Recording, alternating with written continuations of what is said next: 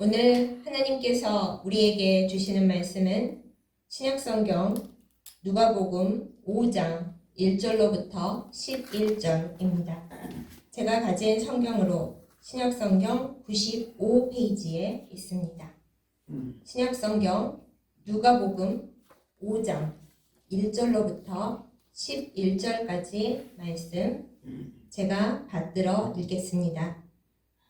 무리가 몰려와서 하나님의 말씀을 들을새 예수는 게네사렛 호숫가에 서서 호숫가에 배 두 척이 있는 것을 보시니 어부들은 배에서 나와서 그물을 씻는지라. 예수께서 한 배에 오르시니 그 배는 시몬의 배라. 육지에서 조금 떼기를 청하시고 앉으사 배에서 무리를 가르치시더니 말씀을 마치시고 시몬에게 이르시되 깊은 데로 가서 그물을 내려 고기를 잡으라. 시몬이 대답하여 이르되 선생님, 우리들이 밤이 새도록 수고하였으되 잡은 것이 없지만은 말씀에 의지하여 내가 그물을 내리리이다 하고 그렇게 하니 고기를 잡은 것이 심히 많아 그물이 찢어지는지라. 이에 다른 배에 있는 동무들에게 손짓하여 와서 도와달라 하니 그들이 와서 두 배에 채움에 잠기게 되었더라. 시몬 베드로가 이를 보고 예수의 무릎 아래에 엎드려 이르되 주여 나를 떠나소서 나는 죄인이로소이다 하니 이는 자기 및 자기와 함께 있는 모든 사람이 고기 잡힌 것으로 말미암아 놀라고 세베대의 아들로서 시몬의 동업자인 야고보와 요한도 놀랐습니다. 예수께서 시몬에게 이르시되 무서워하지 말라. 이제 후로는 네가 사람을 취하리라 하시니 그들이 배들을 육지에 대고 모든 것을 버려두고 예수를 따르니라. 아멘. 기도하겠습니다. 좋으신 하나님 아버지, 10월의 아름다운 가을에 우리를 예배로 부르시고 또 하나님의 말씀을 듣게 하심에 감사드립니다. 이 시간 우리 가운데 오셔서 하나님의 말씀을 알고 행하고 그리고 받을 수 있는 능력을 우리 가운데 허락하여 주옵소서. 예수님의 이름으로 간절히 기도드렸사옵나이다. 아멘. 인생을 살아가다 보면 평범하게 매일매일 이어지는 날도 있지만 때로는 굉장히 잘 되는 날, 또 왜 이렇게 일이 안 될까 싶은 날들도 있습니다. 평범하게 이어지는 날들 중에서 만약에 하나님께서 우리에게 이러저러한 일을 해라 라고 말씀하신다면 그것이 조금 어렵거나 혹시 내 생각에서 벗어나는 부분이 있다 하더라도 한번 해보지요 뭐 이렇게 하는 것이 그래도 차라리 쉬울 것입니다. 그런데 인생의 굉장히 밝은 날, 모든 것이 잘 되고 이대로면은 참 좋겠다 하는 날에 어느 날 하나님께서 이야기를 하시면서 순종해라 하신다면 따라가는 게 내키지 않는 사람들도 많이 있겠죠.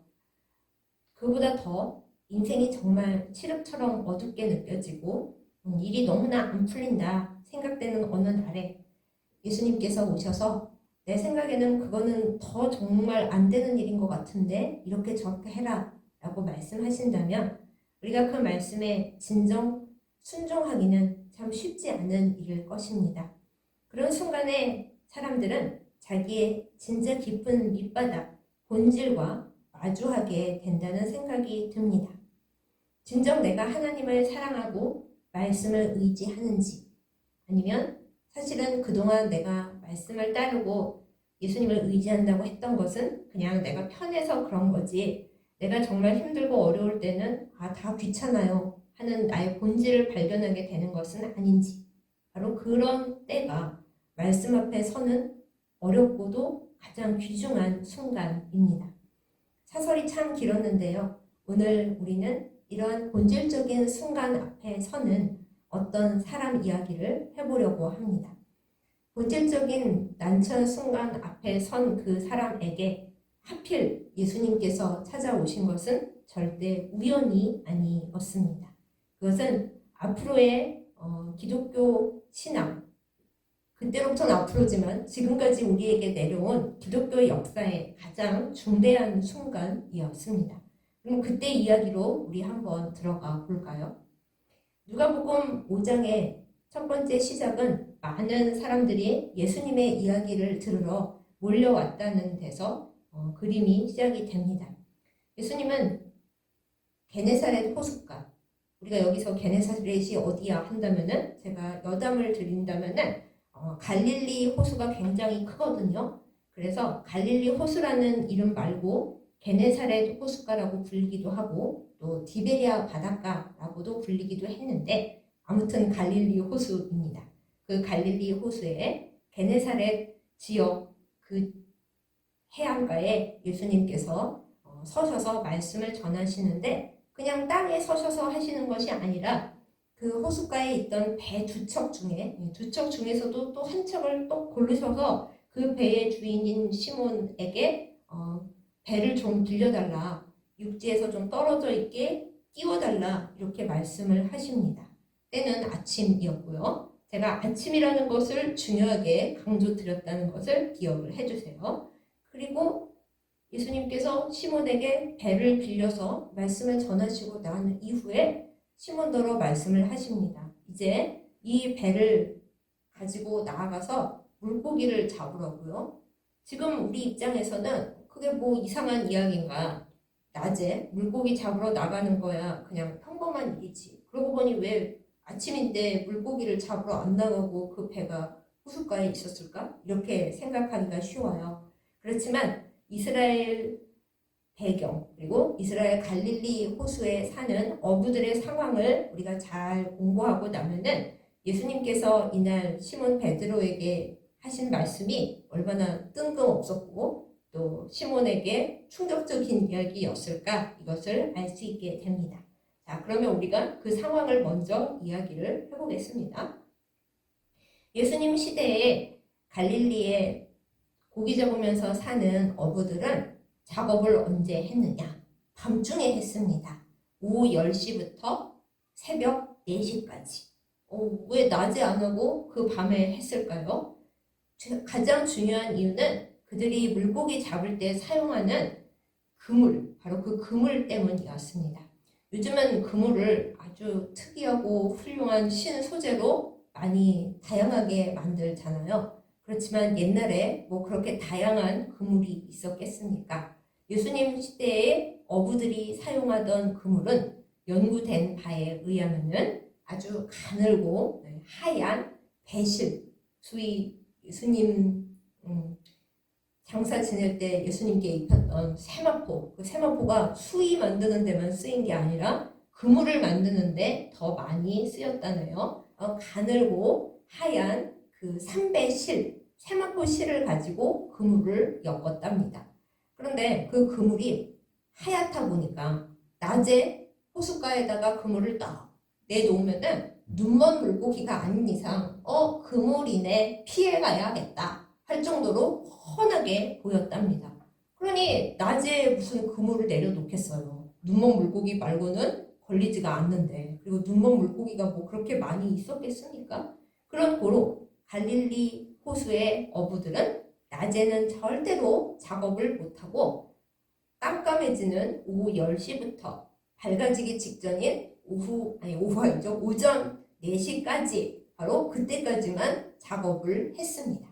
그리고 다음으로 물고기가 많이 잡히는 저 한가운데까지 가려면 시간이 굉장히 오래 걸렸습니다.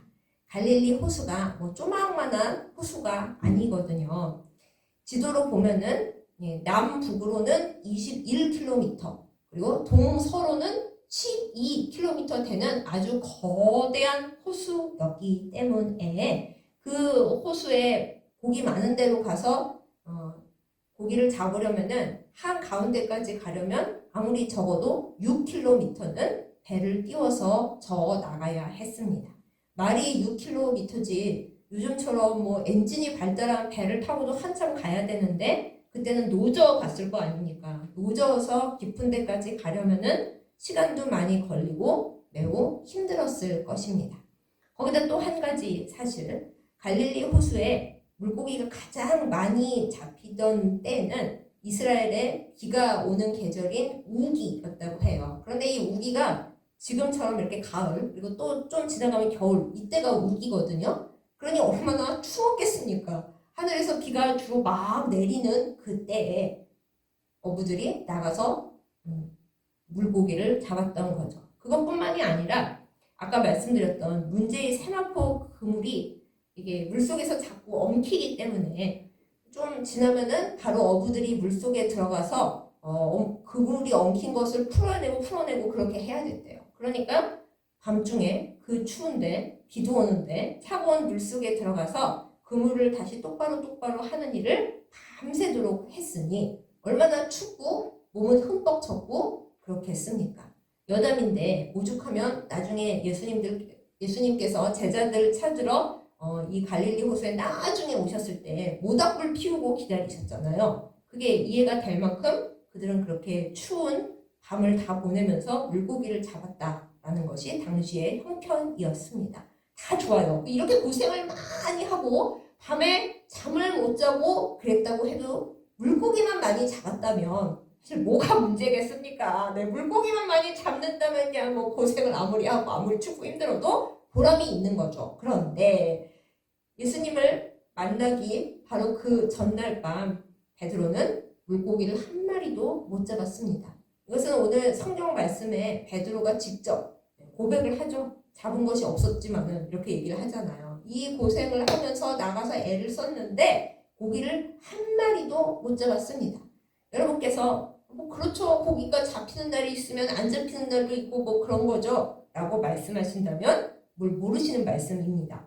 그 당시에 갈릴리 호수는 물 반, 고기 반이라는 말이 있었을 정도로 밤에 나가서 그물을 던지잖아요. 그러면은 그냥 웬만큼 잡았대요. 기술도 많이 필요 없고 뭐 그랬답니다. 그러니까 밤새도록 애썼는데 경력직 어부인 시몬 베드로가 물고기를 한 마리도 못 잡았다? 그런 쪽박이 있을 수 있나? 그거야말로 놀라운 기적인 상황이었대요. 말이 좋아 기적이지 그게 기적입니까? 어떻게 일이 안 돼도 이렇게까지 안 될 수 있냐? 그런 끔찍한 황당한 슬픈 상황인 거죠. 여러분 생각을 해보세요. 나와 내 친구들이 한꺼번에 어디에 투자를 했어요. 내 친구들은 다 이익을 봤는데 나만 뭐가 잘못돼서 마이너스가 됐어요. 손실을 봤어요. 그럼 사람들이 그러겠죠. 야, 그거에 투자한 사람은 다 이익인데 너는 어떻게 본전도 못 찾고 마이너스냐? 그것도 참 기적이다. 근데 그 기적이 기적입니까? 정말 비참하고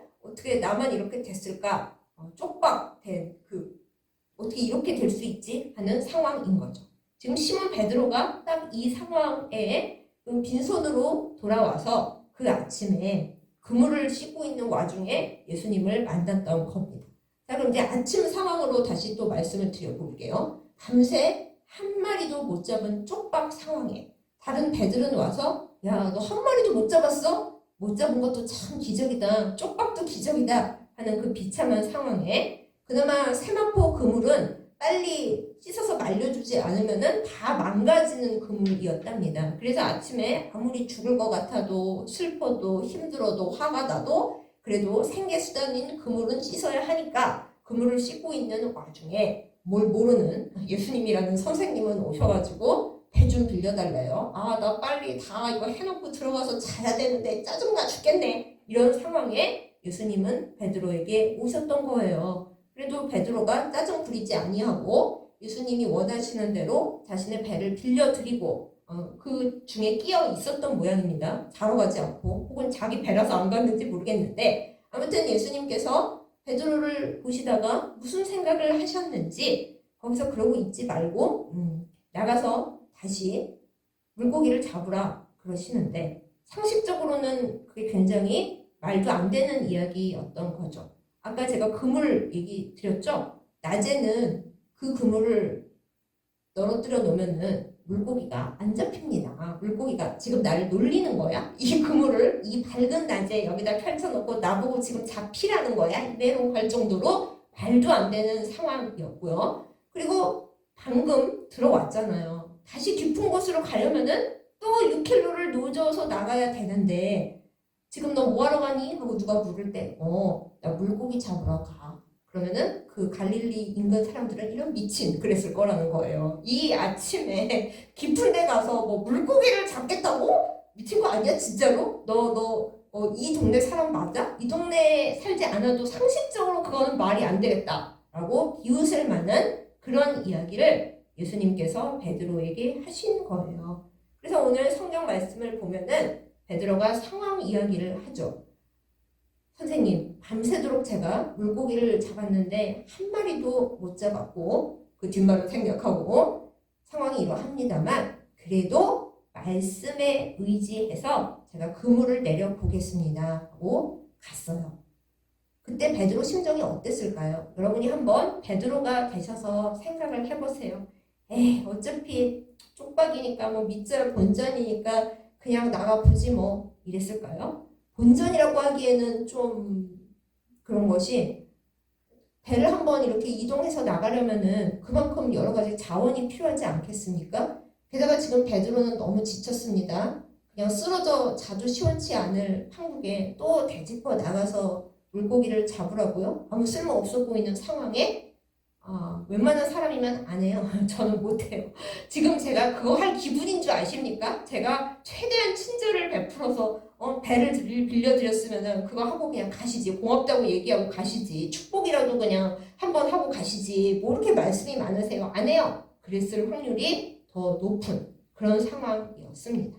근데 베드로는 예수님께서 말씀하신 그 상황 속에서 자기 자신을 내려놓고 나갈 때 버린 것이 있습니다. 뭘 버렸을까요?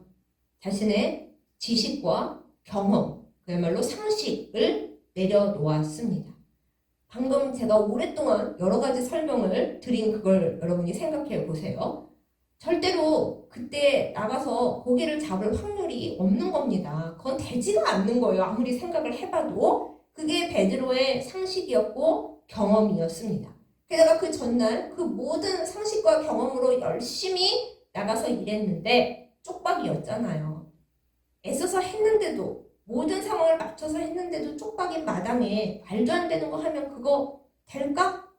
거의 안 된다고 생각했을 겁니다. 그런데도 베드로는 내 생각과 내 경험과 내 지식으로는 이거 안 되지만은 내려놓자. 한번 가보자. 이렇게 생각을 했습니다. 그 다음으로 내려놓은 건 자존심이었죠. 말씀드렸다시피 베드로는 동업자도 있는 베테랑 어부입니다. 그 동업자가 무려 그 배의 선주, 그러니까 배를 가지고 있는 그 선주 집안과 동업을 할 정도면은 상당히 베테랑이었다는 거죠.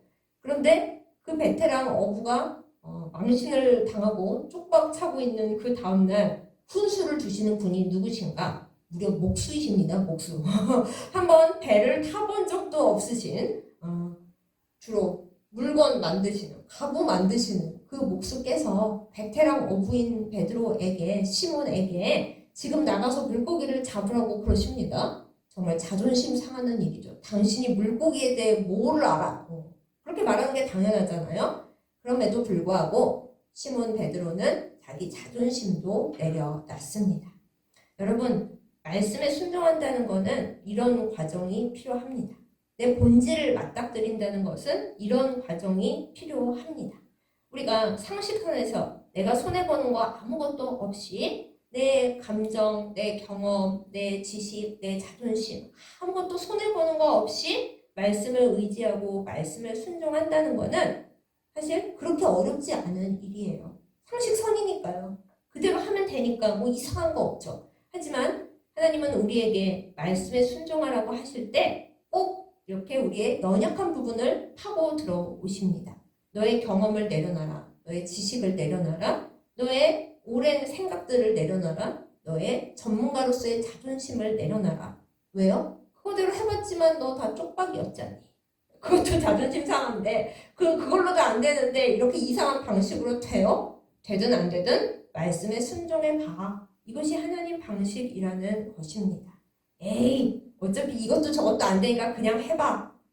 모르겠어요. 그게 잘 되시는 분도 계신지 모르겠는데 대체적으로는 그렇게 안 된대요. 내가 내 방식으로 노력을 열심히 했는데 이걸로도 안 되는데 그렇게 안 되는 방식으로 애쓴다고 그게 돼? 하고 사람들은 상황이 어려울 때, 위기에 몰릴 때 더 자존심을 붙잡고 늘어지고 지식과 경험을 붙잡고 늘어지고 평소에는 순종하다가도 상황이 힘들고 어려우면 더 하나님 말씀을 의지하기 어려워진답니다.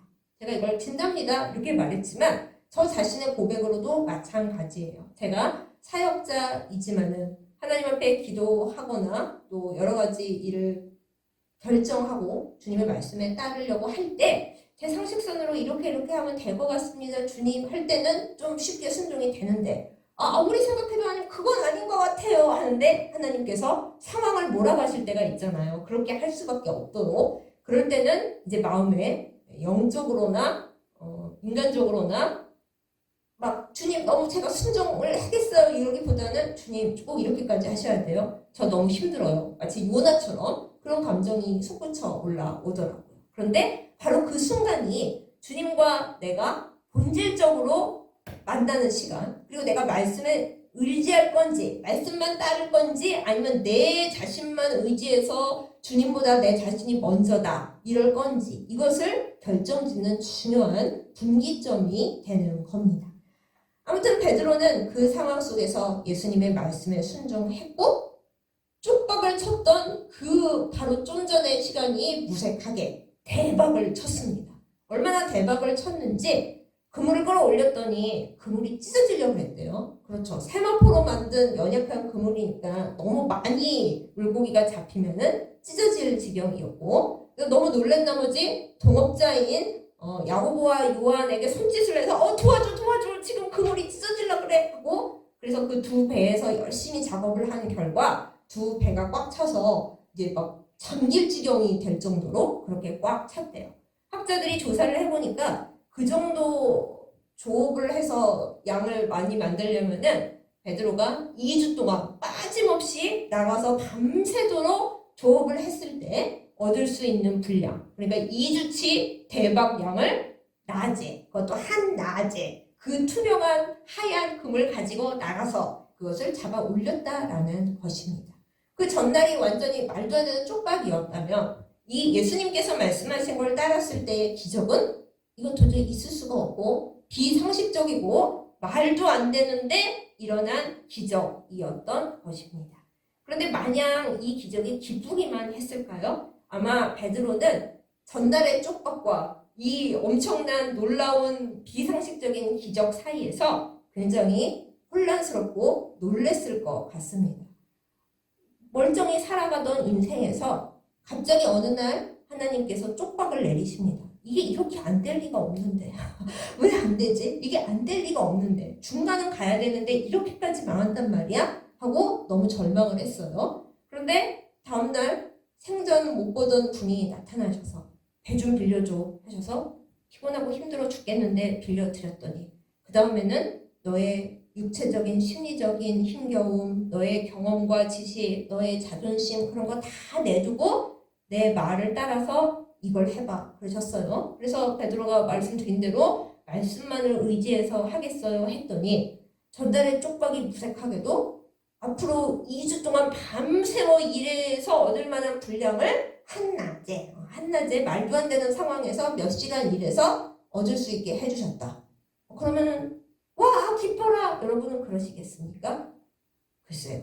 그런 분도 계시겠지만 아마 속으로 깜짝 놀라지 않을까요? 우리도 이상하다. 어제는 뻔하게 돼야 할 일도 안 됐는데 오늘은 뻔하게 될 리가 없는 일이 갑자기 됐다. 이분은 누구시고 나는 누군가? 지금 이 상황은 뭔가? 이렇게 생각하지 않겠습니까? 이렇게 생각을 해야 사실은 예수님을 만날 수 있는 겁니다. 베드로의 훌륭했던 점은 그 일이 일어난 이후에 와 물고기 많다 하고 물고기에 관심을 가지거나 아이고 내가 되지도 않는 상황에 이렇게 순종을 했더니 이렇게 대박을 낚았네 역시 내가 영감이 있어 하고 자기 순종에 대해서 으쓱거린 것이 아니라 그 기적 그 쪽박과 대박 중심에 서 계신 예수님 앞에 무릎을 꿇고 엎드렸다는 데 있습니다. 사랑하는 여러분, 우리가 일들을 만날 때 엄청난 쪽박이나 엄청난 대박, 하여튼 평소에 내가 살아가던 것과는 다른 어떤 독특한 상황을 경험할 때 우리는 주로 무엇을 바라보나요? 대부분은 대체 뭐가 잘못됐을까? 내가 뭘 잘못했을까? 혹은 하늘이 나에게 왜 이러시는 걸까? 그거를 주로 생각하겠죠. 그리고 안 되는 상황에 목숨을 걸고 그거를 파헤쳐 보려고 노력하겠죠. 그게 웬만한 사람입니다만은 베드로는 그렇게 하지 않았습니다.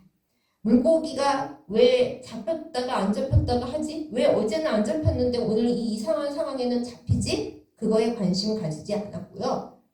내가 포인트를 잘못 잡았었는데 이번에는 똑바로 대박 포인트를 잡았네? 하고 자기 자신에게 집중하지도 않았습니다. 시몬 베드로는 그 모든 일의 핵심이 어디에 있는가를 똑바로 보고 예수님을 붙잡았습니다. 사랑하는 여러분, 말씀에 의지한다는 것은 이런 거예요. 저도 잘 못하긴 합니다만은 우리에게 어떤 일들이 일어날 때 그 부분적인 거에만 집중하는 것이 아니라 그 말씀의 한 중심, 나에게 무엇인가를 말씀하려 하시고 전해주려 하시고 행하라 하시는 그 하나님의 말씀, 예수님의 말씀, 그 중심에 있는 그분을 똑바로 바라보고 그분 앞에 무릎 꿇는 것, 이것이 말씀에 순종하는 일입니다. 만약에 베드로가 물고기가 이렇게 많이 잡혔네, 감사합니다 하고 끝나버렸다면은 그냥 갈릴리의 어부로 살다가 죽었겠죠. 잘 잡히는 날은 잘 잡히고 안 잡히는 날은 안 잡히고 그냥 그렇게 그것도 썩 나쁘지는 않습니다만은 하나님께서는 베드로를 그냥 그런 어부로 살게 놔두지를 않으셨던 겁니다. 그리고 베드로도 아마 마음 내면에 그냥 물고기나 바라보고 오늘 잡히고 안 잡히네 그것만 생각하며 사는 사람은 아니었나 봅니다. 그러니까 예수님께서 찾아오셨고 예수님을 만났을 때 기회를 붙잡았고 그리고 예수님을 제대로 붙잡았을 테니까요. 우리도 그렇기를 원합니다. 하나님께서 우리의 삶 속에서 그냥 공평하게 무사하게 잘 흘러가기를 바라는 우리의 삶 가운데서 갑자기 풍랑을 만나게 하실 때 어떤 날은 아주 좋은 것으로 올라가는 날일 때는 그래도 괜찮은데 이 전날 쪽박친 베드로 마냥 당연히 되어야 할 일들이 안 되고 당연히 그렇게 될 줄 알았는데 안 되고 그런 모든 상황들을 만나게 하실 때 우리는 어떻습니까? 나 이제 예수님 못 믿겠어요. 이렇게 나를 쪽박을 차게 하시다니 앞으로 무슨 말씀을 하셔도 저는 안 들어요. 그러겠습니까? 혹은 이건 제가 잘 일으키는 슬럼프인데요. 하나님 말씀에 순종하려고 그래도 제가 너무 기운이 없습니다. 베드로식 상황을 말하자면은 제가 밤새도록 수고를 했는데 몸만 쫄딱 젖고 물고기는 한 마리도 못 잡고 노젓는 일만 하도 해가지고요. 심신이 고달파서 움직일 기운이 하나도 없습니다. 순종을 하라고 하시려거든 기운을 일단 좀 주시고 하라고 해주십시오 라고 복 퍼져버리던가. 네, 그럴 수 있죠. 하나님 순종을 하라고 하시려면 저에게 힘도 좀 주시고 건강도 주시고 물질도 좀 주시고 그래야지 제가 움직이지 아무것도 없는데 뭘 어쩌라고 하십니까?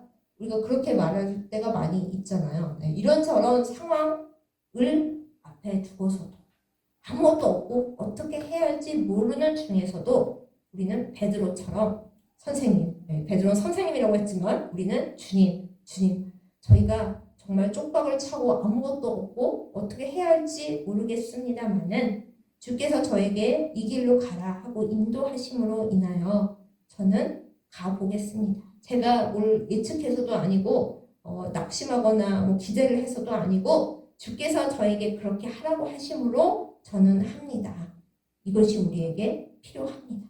또 그래야만 주님께서 우리에게 주시는 진짜 좋은 것을 우리가 얻을 수 있습니다. 여러분 이것을 믿으십니까? 믿으시라고 하기에도 저도 가끔은 마음이 아파요. 여러분이 제가 큰 믿음을 가지고 없는 중에도 주님 말씀에 순종해야 합니다. 그거에 아멘 하실 수 있는 행동파인 분들에게는 그 말씀이 은혜이지만은 저처럼 생각이 너무 많고 또 때로는 몸도 연약해서 주님의 말씀을 온전히 의지한다는 것이 어떤 의미일까 생각도 많고 그런 사람들 입장에서는 그렇게 주님 말씀을 온전히 따라간다는 것, 의지한다는 것에 대해 내가 어떻게 하나하나를 말하고 행동해야 하나 그 모든 것이 쉽지 않은 분들이 많이 있을 겁니다. 그런 분들에게 또한 그런 저에게 주님의 말씀을 전합니다. 어떻게 해야 하는지 모르겠더라도 힘이 하나도 없을지라도 지금 이건 진짜 아닌데 하는 생각이 들더라도 주님께서 나에게 그렇게 말씀하시면 네 주님 저는 하나도 모르겠고 힘도 없고 정말 깜깜합니다만 오직 말씀만을 의지하여 하겠습니다. 제가 합니다. 이렇게 대답하는 우리여야 하겠습니다. 그럴 때 내가 생각도 못했던 방식으로 그렇게 가면 망하는 길밖에 없는데 라고 생각했는데도 불구하고 주님께서 임하심으로 말미암아 한낮에 세마포 그물 갖고도 길에서 배가 잠기고 그물이 찢어지려고 하는 그 놀라운 기적을 체험하는 베드로와 그의 동료들처럼 여러분과 저도 하나님의 크신 놀라운 기적을 경험하게 될 줄 믿습니다. 이렇게 베드로가 오직 예수님만을 집중하고 일어난 기적보다 예수님께 집중함으로 말미암아 그의 삶이 달라졌습니다. 여러분과 저도 주님 앞에 이렇게 놀라운 일들을 경험할 때 잊지 말아야 할 것들이 있습니다. 우리는 하나님 앞에서 기적 그 이후 어떻게 살아가야 할 것인가 그것을 늘 생각해야 합니다. 왜냐하면 하나님이 그것을 보시거든요. 내가 너에게 좋은 것을 줬어. 그 이후에 너는 어떻게 할래? 그때는 그냥 좀 편하게 먹고 살고 제가 순종도 그냥 이러저러하게 해야죠. 그게 아닌 겁니다. 갈릴리 바다에 수많은 어부들이 있었을 겁니다. 그 갈릴리 바다에 오늘 배경에는 배 두 척만 있지만은 배 두 척만 있었겠어요. 여기저기 많이 있었겠죠. 그런데 예수님은 왜 그 많은 배 중에 유독 시몬의 배를 지목하셨고 시몬을 지목해서 어젯밤에 네가 쪽박인 것도 내가 다 알고 있지만은 가서 그물을 내려라고 말씀을 주셨을까요? 왜 하필 시몬 베드로였을까요? 예수님은 아마 시몬 베드로가 그 놀라운 기적을 경험한 이후에 어떤 삶을 살아갈지 아셨기 때문에 그를 택하셨을 겁니다. 많은 사람들은 기적을 경험하고 나면은 그 기적 이전과 별 다를 거 없이 살아갑니다. 혹은 가끔 로또 그 이후 이야기에 나오는 것처럼 오히려 더 악하게 옛날엔 열심히 살았는데 그 이후에는 흥청망청 더 나쁘게 사는 사람도 간혹 있죠. 그러나 베드로는 그렇지 않았습니다. 그는 기적을 만난 후에 이 모든 바다와 이 자연현상 그 모든 것 너머에 서 계시는 예수님을 보고 예수님 앞에 무릎을 꿇었고 예수님께서 따라오라고 하실 때 그 모든 평생의 생계수단과 하던 일을 다 접어두고 버려두고 예수님을 따라가는 그런 사람이었습니다. 여러분과 저는 어떨까요? 하나님께서 우리에게 복을 막 부어주셨어요. 기적이 일어났어요. 그럼 기적 그 후에 여러분과 저는 어떻게 살아갈까요?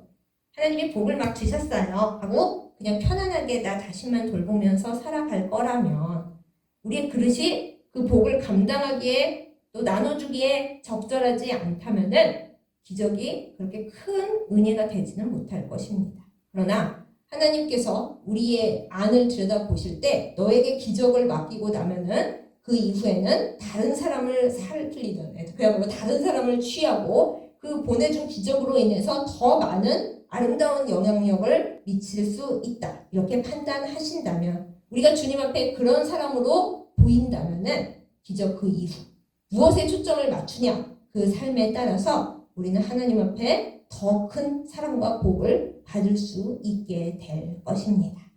사랑하는 여러분 그리고 저 포함해서 우리가 하나님 앞에 말씀 앞에 주님 앞에 순종하도록 부딪히는 그 순간에 우리는 어떤 선택을 해야 하겠습니까?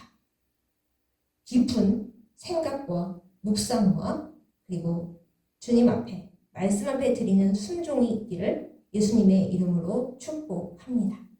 많은 사람들은 베드로의 순종이 되게 쉬운 일인 것처럼 이야기를 합니다. 그러나 살다 보면 그런 상황에서 순종이 결코 쉽지 않다는 것을 우리 모두 알게 됩니다. 쉽다고 생각하는 사람은 그런 고뇌의 상황에 부딪혀 본 일이 적은 분이겠죠. 혹은 너무 생각이 복잡하지 않은 분이던가요? 그렇지만 적어도 저는 압니다. 말씀만을 순종해서 살아간다는 것이, 말씀에 순종한다는 것이 얼마나 어려운 일인지요. 지금 여러분 중에 하나님의 말씀을 순종한다는 게 너무 어렵다 생각하시는 분들 이해합니다. 우리 같이 주님 앞에 열심히 기도하십시다. 주님, 말씀을 순종하기가 너무 어렵습니다. 저는 상식적으로 살았는데, 그래도 믿음이 있다고 살았는데 쪽박이 되었고 이제 어떻게 해야 될지 모르겠습니다. 주께서 이렇게 저렇게 순종하라고 하시는데 저는 그만한 믿음이 없고 힘이 듭니다. 그렇게 생각하시는 분들 낙심하지 마십시오. 주께서 우리를 도우사 순종하도록 힘을 주시고 순종 이후에 더 큰 은혜를 주실 줄 믿습니다. 순종이 어렵지 않으신 분들, 순종하기 어려운 비틀거리고 있는 이들을 도와주십시오. 그것이 하나님께서 맡기신 귀한 달란트입니다. 그렇게 함으로써 더욱 큰 귀한 복의 통로가 되시기를 예수님의 이름으로 축복합니다. 여러분, 그물이 찢어지도록 고기를 잡고 안 잡고 그것이 문제가 아닙니다. 우리가 쪽박의 순간이든 대박의 순간이든 말씀만을 의지하고 그 말씀의 주인이신 예수님을 바라보는 것, 예수님을 붙잡는 것, 그것이 가장 중요합니다. 혹시 여러분들 중에 저는 정말 그렇게 하고 싶은데 주님의 음성이 들리지가 않습니다. 말씀만 의지하고 싶은데 어떻게 해야 좋을지 알 수가 없습니다. 그러시는 분이 계신가요? 우리 함께 기도하십시다. 주님, 저에게 말씀을 들려주시옵소서. 정말 순종하고 싶은데 하나님의 말씀을 모르겠습니다. 알려주시옵소서. 기도하여 응답을 받으시기를 예수님의 이름으로 축복합니다. 그런데 많은 경우 하나님께서 이렇게 하라 응답을 주셔도 우리가 그것 말고 딴 거는 안 될까요? 그것만은 못하겠는데요? 하는 경우가 엄청 많거든요. 그렇지 않고 주께서 음성을 주실 때, 말씀을 주실 때 그것이 우리 생각에 너무 비상식적이고 말도 안 되고 그렇게 하면 더 망할 것 같고 혹은 하기가 싫고 꼭 제가 그렇게까지 해야 합니까 주님? 너무 피곤하고 비참하고 못하겠습니다. 그런 마음이 드는 순간이 많을지라도 그럴 때 오직 말씀만을 정말 딴 거 아무것도 바라보지 않고 내 상식, 내 자존심, 주변의 비판 이런 거 다 버려두고 오직 말씀만을 붙드는 우리 모두가 될 수 있기를 예수님의 이름으로 축복합니다.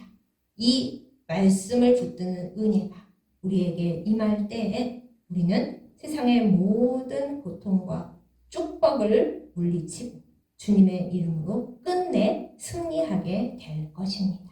그 승리의 복이 우리 모두에게 임하기를 예수님의 이름으로 축복합니다. 아멘. 기도하겠습니다. 세상 모든 것을 다스리시는 하나님 아버지, 우리가 주님을 사랑하고 믿음을 가지고 산다 하면서도 여러 가지 순간 속에 오직 말씀만을 의지하고 순종한다는 것이 정말 너무나 어렵습니다. 주여 불쌍히 여겨 주시옵소서. 말씀을 듣기 원하는 이에게 주의 말씀을 주시옵소서. 말씀을 들었으나 순종하는 것이 너무 어려운 이들에게 순종할 수 있는 믿음과 체력과 모든 은혜를 주께서 부어 주시옵소서. 순종하기 쉽다 큰 복을 받은 이들에게는 어려워하는 이들을 주님의 품으로 인도할 수 있는 큰 복을 또한 허락하여 주시옵소서. 주님, 주님의 말씀 앞에서 저희는 너무나 부끄럽고 연약한 작은 존재들입니다. 우리를 붙들어 주시고 우리를 주님의 품에 안아 주시고 순종의 그늘 아래로 모아 주시옵소서. 주님 앞에 말씀의 순종함으로 인해 휴식을 얻으며 평안을 얻으며 복을 받아 누리는 저희들 다 되게 하여 주시옵소서. 순종의 가장 큰 본을 보여주신 사랑하는 예수님의 이름으로 간절히 기도드렸사옵나이다. 아멘.